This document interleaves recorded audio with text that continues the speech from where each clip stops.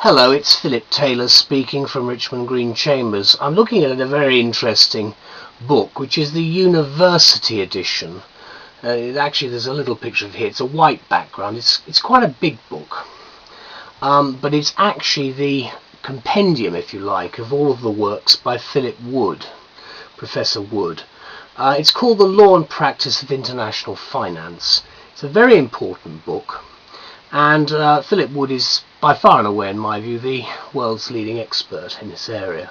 It's published by Sweet and Maxwell, and it's actually a very short version of a whole series of books in about 7 volumes to go with maps concerning international finance, which I've talked about elsewhere. I've written a review of this book, having met the professor, who's a charming man, and I've called it Doctrine, Data and Deals, because that's really what this book is about.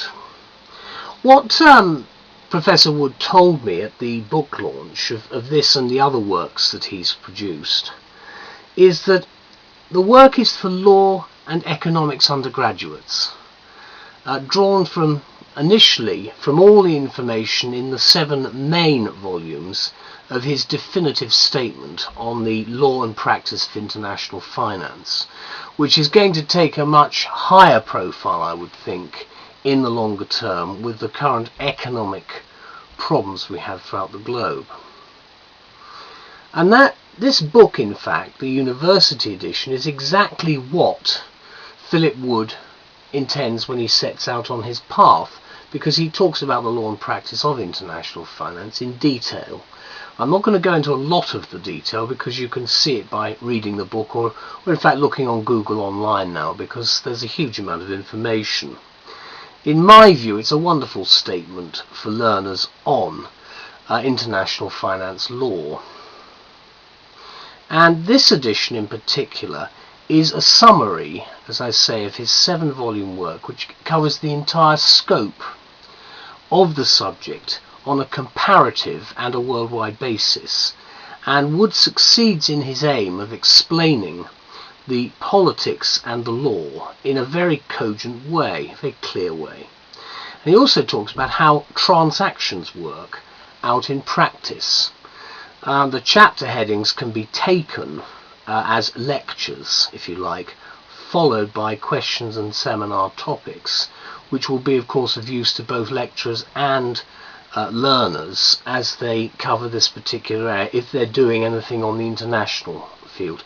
And I would have thought many universities are moving in that direction today anyway.